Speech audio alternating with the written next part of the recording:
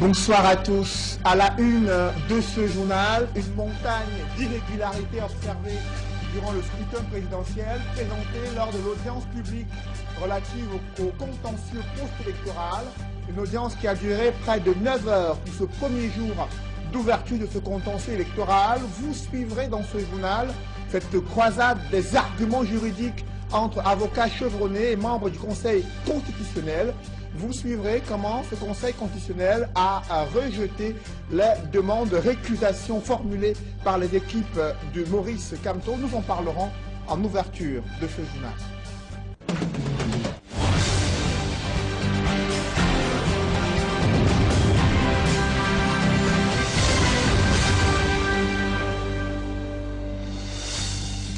Merci de suivre cette édition complète de l'information sur Equinox Télévision. Après 9 heures d'audience publique du côté de Yaoundé, le Conseil constitutionnel vient de suspendre l'audience. La prochaine est prévue demain autour de 9h30. Elle a débuté ce jour à 11h et vient à peine de s'achever au moment où le Conseil de Maurice Kamto faisait état d'une montagne d'irrégularités observées durant le scrutin présidentiel. Et en début de journée, c'est une récusation des membres du Conseil constitutionnel qui avait été formulée par le conseil du candidat du MRC à l'élection présidentielle.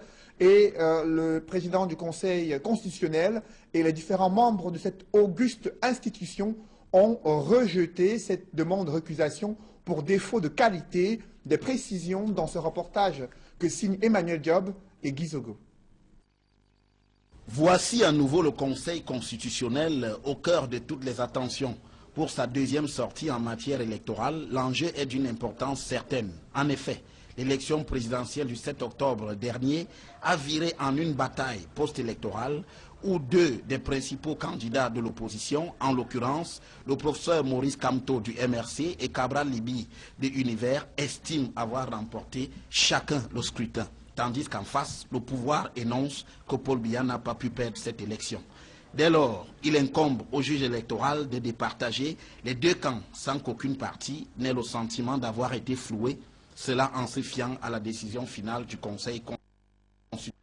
Et ce n'est pas une mince affaire, tant les camps Maurice Kamto, Cabral Libi et Joshua aussi y compris crient aux fraudes massives lors de cette élection, tout en demandant l'annulation partielle et totale de ce scrutin. Voilà où se trouve le curseur au sujet des attentes.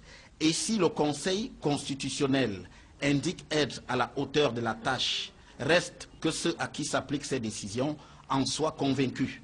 Il n'y a pas loin, en mars 2018, le contentieux préélectoral des sénatoriales avait laissé voir bien des curiosités qui n'avaient pour autant pas été sanctionnées par les juges électoraux. Puis, il y a au fond, s'agissant de la présidentielle, un passif, certes pas du Conseil constitutionnel, mais de la Cour suprême, sa cousine, qui avait, en 1992, constaté des fraudes pour, en fin de compte, de nature à remettre en cause la crédibilité du scrutin. Voilà qui laisse des traces qui ne s'oublient pas de sitôt. Et après cette première journée d'audience publique relative à ce contentieux post-électoral, les requêtes ont été rejetées pour dépôt tardif. Celles introduites dans un premier temps par le Conseil de Maurice Kamto sur la récusation des membres du Conseil constitutionnel. Elles ont également été rejetées pour défaut de qualité. L'audience qui a été suspendue ce jour, elle reprend demain à 9 h selon les précisions indiquées par le président du Conseil constitutionnel. Et durant cette soirée, ce sont des avocats du candidat du MRC qui ont fait état d'un chapelet d'irrégularités observées durant le scrutin présidentiel. Ils ont également exigé une confrontation des différents documents concernant ce scrutin présidentiel qui ont été documents élaborés par Elecam afin qu'ils puissent les confronter à d'autres procès-verbaux afin de déceler ces irrégularités et pouvoir justement démontrer la preuve de ces fraudes observées dans certaines circonscriptions électorales, notamment dans les régions du nord-ouest, du sud-ouest, dans l'Adamawa, à l'est, mais aussi dans le sud et l'extrême nord du Cameroun. Audience publique suspendue et doit reprendre demain matin au Palais des Congrès où siège le Conseil constitutionnel.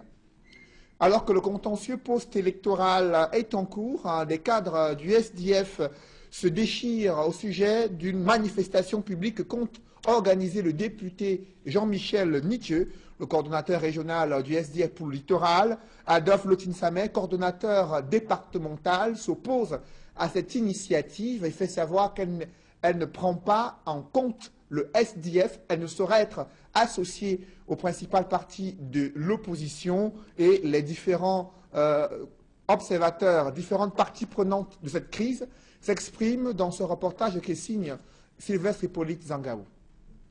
Alors que l'on s'achemine vers le verdict de l'élection présidentielle du 7 octobre dernier, dans le littoral, le SDF qui avait pour candidat Joshua aussi se trouve divisé au sujet d'une marche de protestation programmée par Jean-Michel Nitieux, le coordonnateur régional du parti. Pour Adolphe Lotine-Samé, il n'est pas question que le SDF soit mêlé à cette initiative. Le coordonnateur départemental du Social Democratic Front, dans l'Ouvoury, a écrit au préfet pour marquer sa désapprobation à cette manifestation publique. Jean-Michel Nitieux, l'honorable et mon camarade du parti, ne peut pas chaque jour se mettre sous le manteau du SDF quand il veut. SDF, comme il veut aussi, en présentant l'étiquette de l'Assemblée nationale. Je pense qu'on sort d'une crise. La crise est réelle. Le parti vient de prendre un coup. L'ensemble des militants, y compris le parti, attend que le verdict sorte pour qu'on sache de quelle manière, par quelle manière nous allons faire pour rehausser l'image du parti qui a plein de tâches actuellement. Je pense que pour des actes aussi forts, il faut qu'il convoque le comité exécutif régional, comme le dit nos statuts, afin que le comité exécutif régional décide de si nous allons marcher ou pas. Jean-Michel Nitieux, qui se dit surpris par cette réaction de son camarade, affirme qu'Adolphe Lotine-Samé est manipulé. Je le déplore que ce camarade se laisse manipuler par les gars du pouvoir pour casser, n'est-ce pas, une manifestation légitime. Nous n'avons pas eu le temps de nous retrouver dans un cadre statutaire. Par honnêteté intellectuelle, je n'ai pas voulu impliquer de manière formelle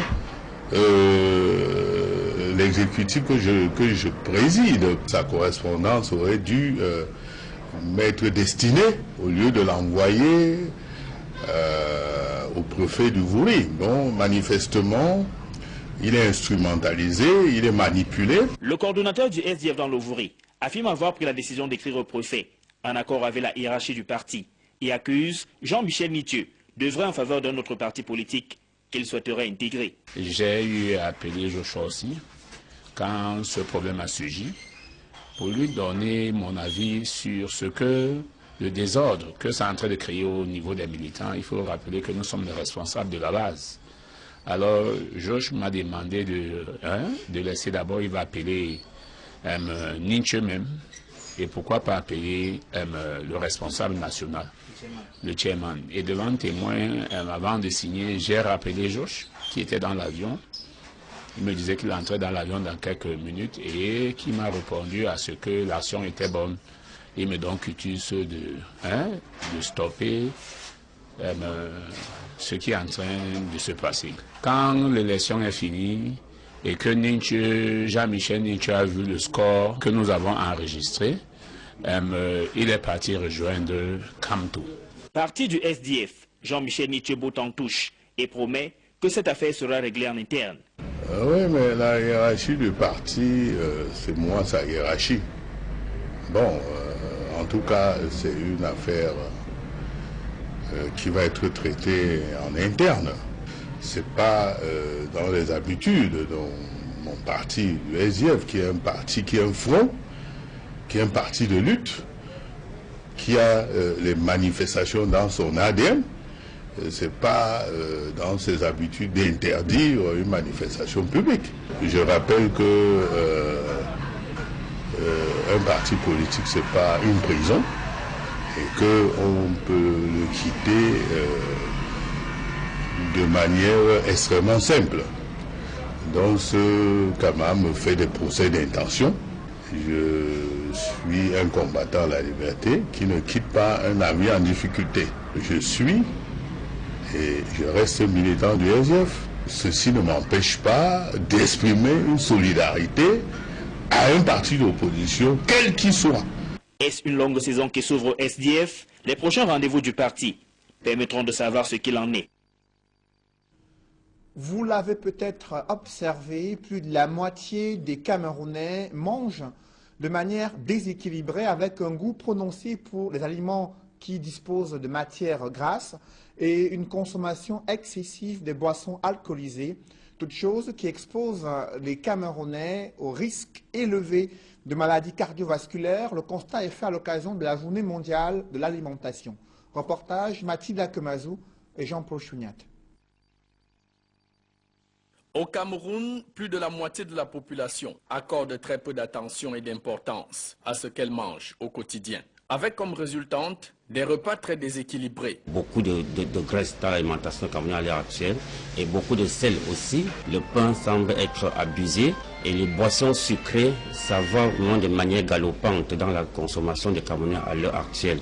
Et du coup, ces éléments font un déséquilibre dans leur alimentation. Une alimentation fourre-tout, avec consommation à l'excès des repas gras, boissons sucrées et alcoolisées, la surcharge pondérale qui y résulte est source de nombreuses maladies cardiovasculaires. Les conséquences de ce déséquilibre alimentaire créé par sel, huile, et excès de boissons sucrées et alcoolisées, c'est les maladies notamment cardiovasculaires, diabète, hypertension, goutte. Et face à la forte prévalence de toutes ces pathologies, les spécialistes recommandent de manger équilibré, exigence qui n'a rien à voir avec les revenus des citoyens. Manger équilibré, c'est très simple. Prendre un plat avec nos féculents et les légumes et contrôler en huile. Et penser surtout à avoir une huile comme l'huile de soja pour varier avec nos huiles de palme qui entrent dans nos plats traditionnels. Si on mange comme ça, là, c'est déjà très bien. Et penser à ajouter chaque jour un peu de lait aux produits laitiers et un fruit. Comme ça, on aura regroupé tous les groupes d'aliments qui apportent tous les nutriments nécessaires à l'organisme humain. Pour permettre aux Camerounais de conserver ou retrouver leur poids, préserver ou améliorer leur santé, les diététiciens prescrivent, selon une pyramide alimentaire, de consommer tubercules, céréales, légumes, fruits, tout en diminuant graisse, boissons sucrées et alcoolisées. Les technologies de l'information et de la communication ne sont plus un secret pour personne. Avec ces avancées observées dans ce domaine précis, tout Camerounais, tout individu peut accéder à une programmation informatique considérée il y a quelques années encore comme un mythe. Des experts en génie informatique ont tenu à sensibiliser les Camerounais sur le potentiel de maîtriser la programmation informatique. Des précisions avec Innocent Abega et Xavier Foucault. La programmation informatique, longtemps considérée comme un mythe, est pourtant accessible. C'est l'avis des experts en informatique qui ont mis sur pied des séances de formation des jeunes. L'apprentissage se fait à l'aide du Scratch, logiciel utilisant les activités ludiques. L'objectif est de faciliter l'acquisition des connaissances en démystifiant l'idée que se font les uns et les autres de la programmation. Le jeune apprenant, avec donc cette démystification de la programmation, il ne se rend pas compte qu'il est en train de faire de la programmation vraiment complexe, comme le font les experts en programmation, mais comme c'est sous une forme ludique, il a donc l'impression qu'il est en train de jouer. Et c'est pour ça que vous allez constater que la plupart des projets qu'on leur donne s'apparentent ou bien s'avoisinent généralement à des petits jeux. Mais au fur et à mesure qu'ils évoluent dans l'apprentissage, il y a également des exercices beaucoup plus complexes. Le 21e siècle étant marqué par une évolution fulgurante du numérique, cette formation vise aussi à arrimer les apprenants aux avancées technologiques. Vous savez que les TIC des prochaines années seront beaucoup plus basés sur l'Internet des choses. C'est la raison pour laquelle cette année-ci, on va aussi mettre un accent sur la robotique. On va essayer maintenant de leur montrer comment, à partir de Scratch, on peut également programmer des robots. La mise en pratique des connaissances acquises sur l'utilisation du Scratch peut permettre à chaque apprenant de s'auto-employer. En plus de cette formation pédagogique, ensuite de cette quête du savoir, donc il y a aussi pour le jeune cette motivation de pouvoir se faire un peu d'argent avec Scratch. Nous encourageons les œuvres de diaspora qui permettent la construction de notre nation. Alors une telle œuvre est encouragée et le ministère de la Jeunesse a bien voulu en profiter en faisant participer ses responsables des centres multifonctionnels de promotion des jeunes. Nous mettons nos responsables de CMPJ à la disposition du promoteur qui les forme de façon gratuite. Ça, il faut le souligner. Cette 4e édition de formation a vu la participation des dizaines de jeunes venus de diverses localités du pays. Comme une épée de Damoclès, la prochaine mission d'inspection de la CAF plane déjà sur la tête du Cameroun. La Confédération africaine de football doit s'intéresser aux questions de sécurité dans les aéroports pour peaufiner la stratégie sécuritaire à présenter à ses experts. Les différents responsables au niveau de l'administration publique qui sont concernés par le domaine sécuritaire ont été réunis autour du ministre des Sports afin de peaufiner la stratégie nécessaire et présenter la capacité du Cameroun à pouvoir organiser cette CAN et assurer la sécurité des différentes équipes, mais aussi des millions de spectateurs et passionnés de football qui viendront participer à la grande messe du football africain au Cameroun. Reportage Joël Essengue et Ike Cyril. La prochaine visite d'inspection de la CAF au Cameroun ne sera pas comme les autres.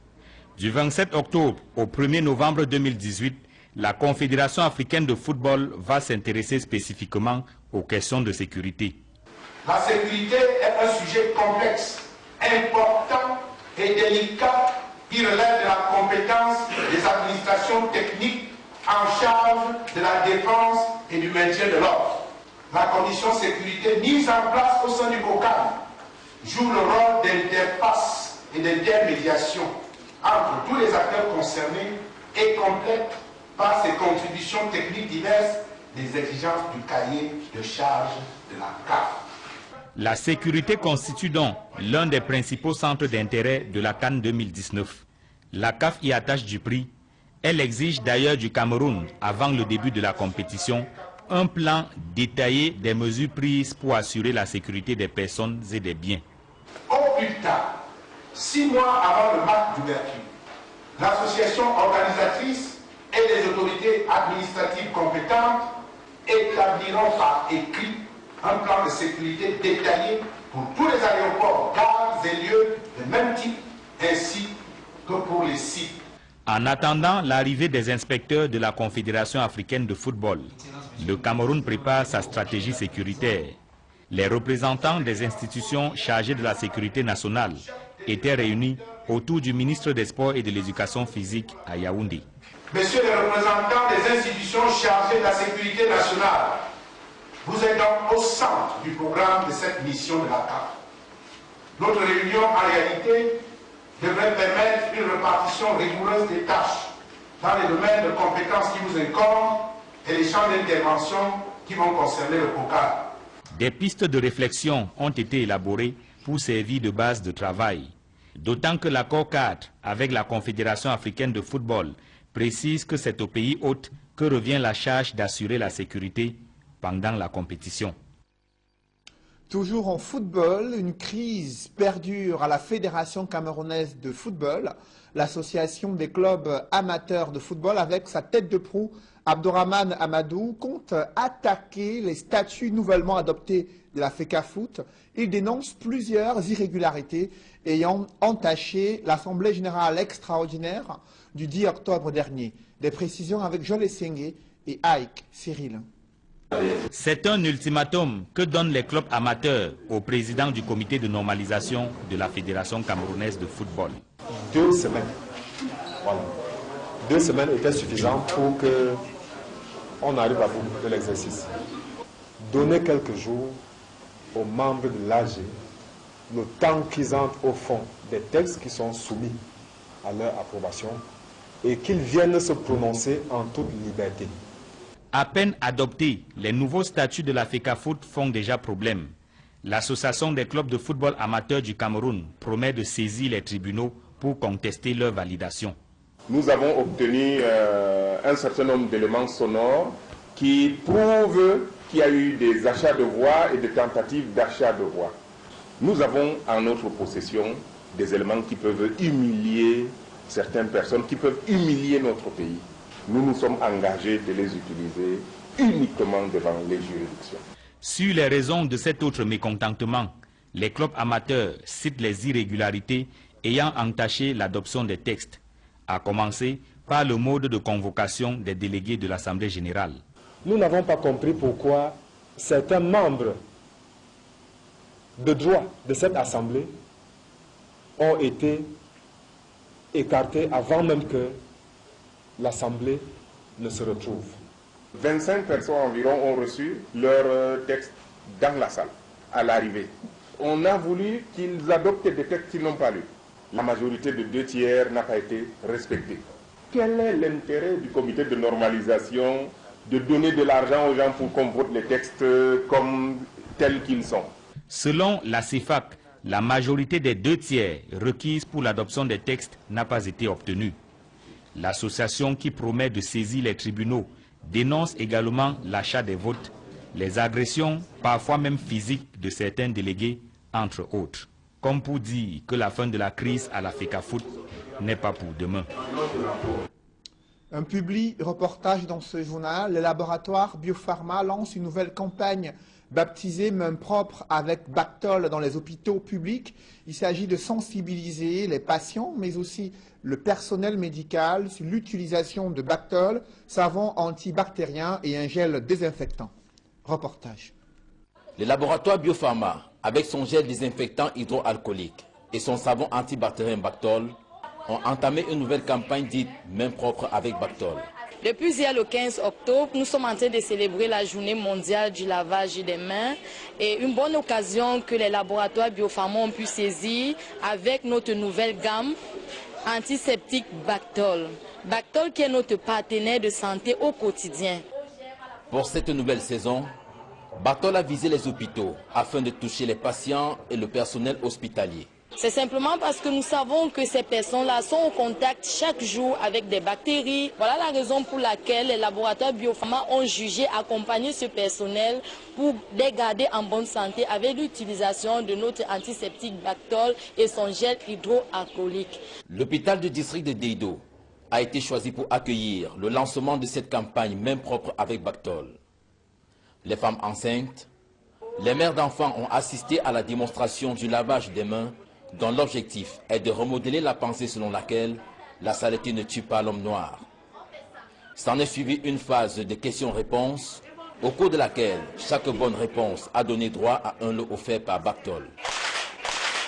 Au finish, la leçon a été maîtrisée par toutes. Étant donné que les mains sont la porte d'entrée de plusieurs pathologies, nous devons veiller sur le lavage systématique de ces mains afin d'empêcher la propagation des germes. Jusqu'au 13 novembre, la caravane du savon antibactérien Bactol et son gel désinfectant hydroalcoolique doit sillonner de nombreux hôpitaux dans différentes villes du Cameroun. Nous sommes le partenaire de la santé et chaque jour, toutes les actions qui concernent la santé, nous sommes présents, nous accompagnons les populations et le personnel soignant également pour avoir un environnement en bonne santé.